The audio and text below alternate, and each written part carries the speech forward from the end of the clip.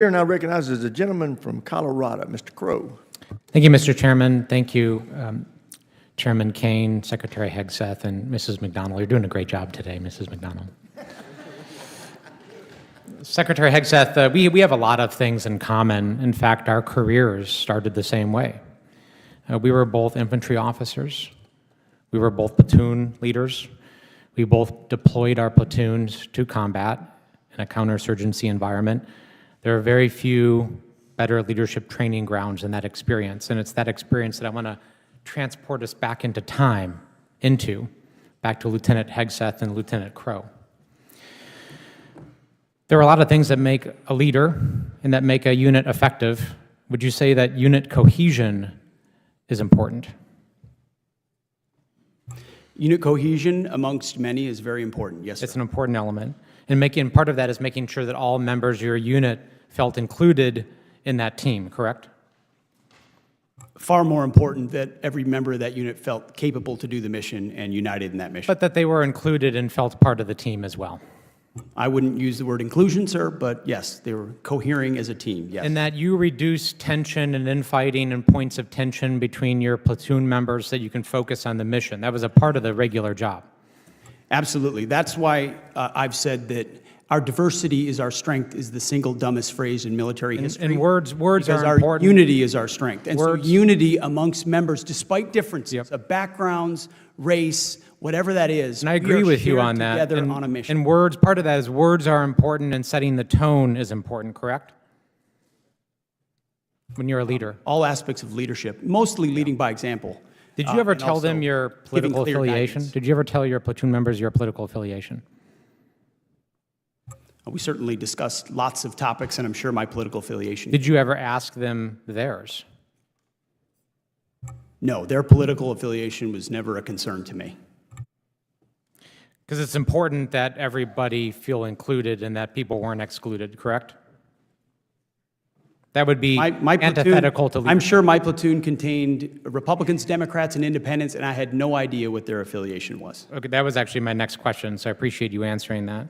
You led your unit in a counterinsurgency environment and you interacted with civilians, correct? Interacted with members of the civilian population, sure. Yeah. And you were, in fact, a COIN instructor, a counterinsurgency instructor, correct? In Afghanistan in 2011 and 2012, I was the senior counterinsurgency instructor. And you signed off on a manual. There's actually a counterinsurgency manual that you signed off on and helped create. And your name is on that manual, correct? We were a part of creating a lot of content at the COIN Academy, yes. Do you remember this portion of the manual? It says, if you've killed two innocents, you've set yourself back more than you've moved forward. Do you still agree with that? I would have to take a look at the manual, but obviously no one in warfare is seeking to kill innocents. Okay. Because it's important to show why we're different from the enemy. Because we're not the enemy, right? We're different from our adversary. Would you agree with that? We have different morals and different values. We are not the enemy, sir. We have different morals and we have different values than the enemy. We have a code, a uniform code of military justice. So the answer to that is inside yes. our formations that You're not trying to compare us to Al-Qaeda and ISIS, are you? We're different. I know the code of the United States military and army that I signed You up for. can't and tell me God whether we're raised my different? right hand. You're not willing to say we're Of course different? we're different. Okay, I thank mean, you. It's absurd. That's why I'm trying to reconcile the fact that we learned many of the same lessons as platoon leaders about unit cohesion, making sure that people were included, that we didn't ask people's political affiliation, that we interacted respectfully with civilian populations, that what a leader says matters, that the tone you set matters, that we are not the enemy, that we are different from them, we lead differently, we have different morals.